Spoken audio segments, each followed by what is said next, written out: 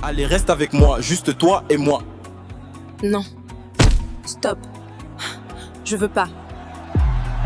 Tu fais un Allez. travail remarquable. On pourrait fêter ça après? Refuser pourrait être mal interprété. Merci, mais non. Laissez-moi tranquille. Je me marie dans une semaine. Tu fais un...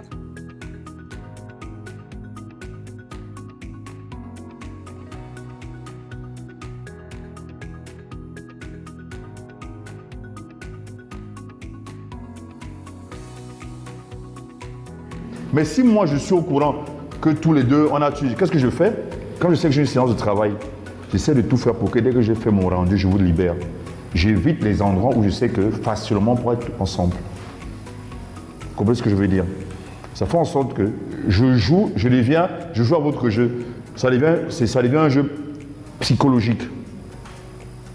Je me dis, il faudrait que je fasse à tout prix d'éviter d'être dans une même pièce que vous. Dans une pièce, nous sommes tous les deux.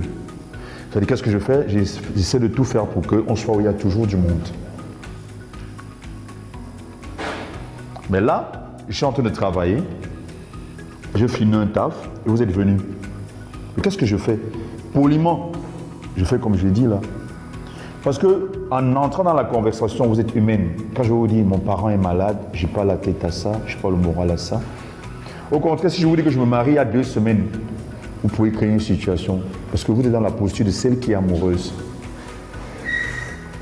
Je dois tout faire pour ne pas vous rejeter. Parce que vous dites que je me marie dans 2 semaines, c'est un rejet. Vous êtes venu me dire, vous avez un béguin pour moi. Et moi, de manière aérienne, je vous dis que je me marie dans 2 semaines. Vous serez frustré.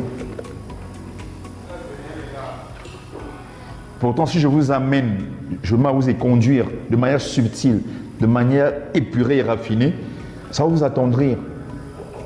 Le fait de vous dire que voilà, j'ai mon papa qui ne se sent pas bien, on m'a appelé, c'est urgent, on pourra se voir dès que je sors de là. Toi, dans ton mindset, tu vas te dire, son papa il ne se sent pas bien, déjà il ne m'a pas repoussé, toi quelque part il est partant. Tu seras même toi de me dire, ok, dès que tu arrives à l'hôpital, fais-moi signe.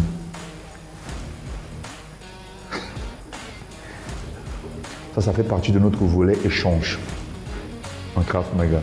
Toujours amener la personne qui est en face à être tempérée.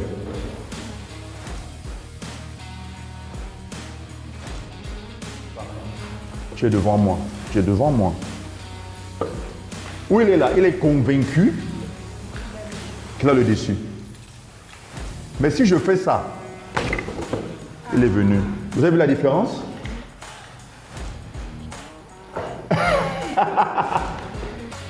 Vous avez vu la différence? C'est-à-dire, il était là, bien, tu es menaçant.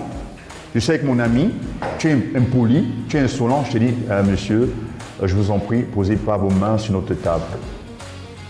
Vous êtes mal poli, ça ne se passe pas comme ça. Quand tu te mets à être insolent. J'ai dit, monsieur, regardez mes mains ne sont pas là. Parce que c'est un réflexe chez nous en Krav Maga. Là, c'est parce que tu sais maintenant ce que j'ai, c'est pour ça que tu as résisté. Mais tout à l'heure, sur ce pli, tu es venu me retrouver.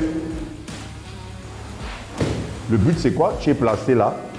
J'arrache au même moment. Les 2 mains le font. Monsieur, je ne veux pas les problèmes. Ta tête va venir ici. Ce sont les cas. Ce sont les cas pratiques. Elle, c'est une femme. On peut être placé là. Je me rends compte que c'est difficile pour moi. Je fais ça. J'ai à créer le décalage. Je me lève.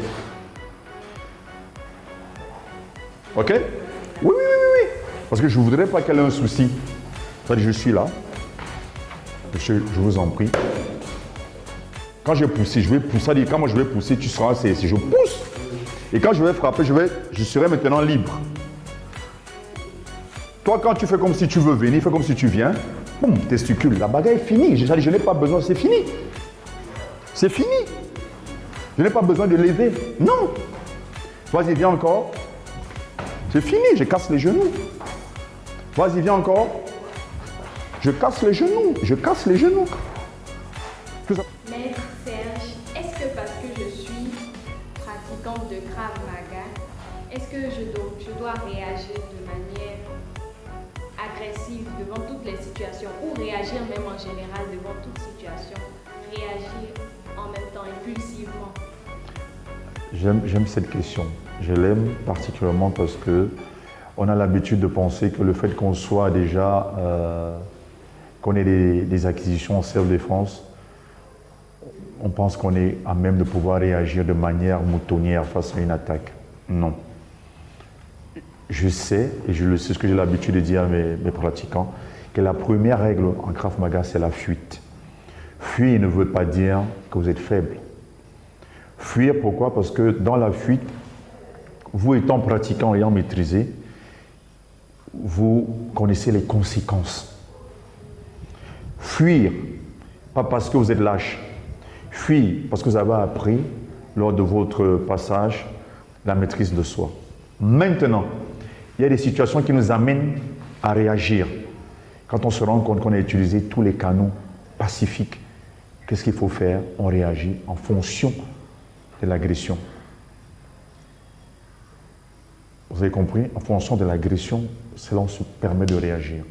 Mais s'il y a une situation que je peux gérer de manière pacifique, je la gère. Je la gère. Ce n'est pas parce que je suis pratiquant que je vais me mettre à marcher dans la rue, donner des coups de poing à X ou Y. Quelqu'un me dit « vous êtes moche », je donne une gifle. Vous êtes court, j'envoie un coup de pied au partie génital. Non.